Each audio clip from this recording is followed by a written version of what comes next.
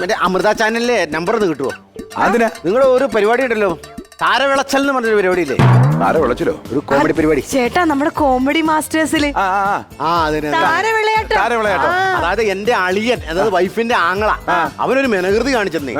ഈ താരവിളയാട്ടത്തില് ഒരു പയ്യൻ വന്ന ഭയങ്കരമായിട്ട് കറങ്ങിക്കൊണ്ടിരിക്കുന്ന ഫാൻ നക്കി നിർത്തൂല, നാക്കുകൊണ്ട് ഇങ്ങനെ നിർത്തുന്ന ആ സാധനം കണ്ടതിന് ശേഷം ഇവൻ പറയാ ഇവനും ഫാനേല് നക്കണം എന്നും പറഞ്ഞോണ്ട് കടലിനടിയിൽ എവിടെ ഫാൻ? എടാ മോനെ, കടലിനടി ഫാൻ ഇല്ല എന്ന് പറഞ്ഞ അവനെ ഒരു നയത്തിൽ ഞാൻ പറഞ്ഞു മനസ്സിലാക്കിക്കൊണ്ടിരിക്കുന്ന സമയത്ത് അവൻ പറയാ ദേ ഫാൻ എന്നും പറഞ്ഞിട്ട് നോക്കുമ്പോ ഒരു ഫാൻ കിടന്ന് കറങ്ങാ. ഇവൻ ഓടി അങ്ങ് അളിയാ ഞാൻ ഇപ്പൊ ഒരു പണി കാണിച്ചു തരാൻ പറഞ്ഞിട്ടുണ്ട്. കുണുങ്ങിക്കൊണ്ടൊരു ഒറ്റ നാക്ക് നീട്ടിക്കൊണ്ടൊരു ചെല്ലല്.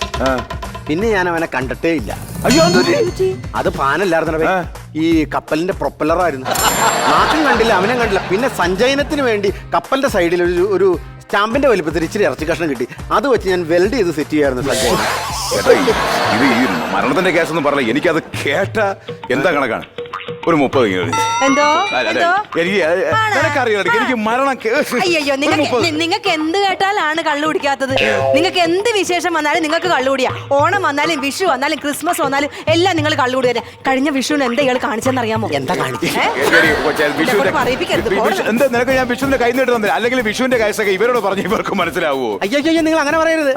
നിങ്ങൾ കേരളത്തിൽ എന്താ ആഘോഷം ഉണ്ടോ അതുപോലത്തെ എല്ലാ ആഘോഷങ്ങളും ഞങ്ങൾ കടലിനടിയിൽ ആഘോഷിക്കും. ചുമ്മാ കള്ളം പറയാതെ. അയ്യോ, ആഘോഷിക്കും.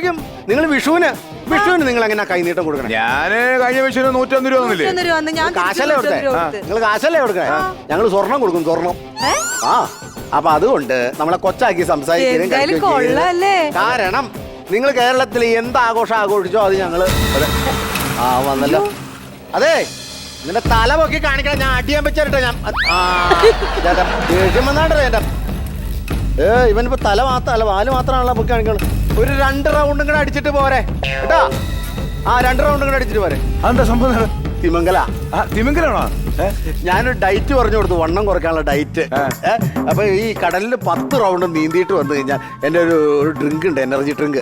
അത് കൊടുത്തു കഴിഞ്ഞാൽ വണ്ണം കുറഞ്ഞ് ഞാൻ ചുമ്മാ ഒരു പുള്ളി അടിച്ചു. ഈ പുള്ളി ഇതും പറഞ്ഞോണ്ട് ഇങ്ങനെ നടക്കുക, എനിക്ക് പേയ്മെന്റ് തരും. അതുകൊണ്ടാണ് ഇപ്പൊ മൊത്തം അഡ്ജസ്റ്റ് ചെയ്ത് പോണേ. അത് ശരി. അപ്പൊ ചുരുക്കം പറഞ്ഞ മനുഷ്യരെ കണക്ക് തന്നെ. മത്സ്യകന്യകനല്ലേ, പിന്നെ അങ്ങനെ വിചാരിക്കാൻ പറ്റുമോ? നമ്മൾ നമ്മുടെ ഗുണം കാണിക്കണ്ടേ?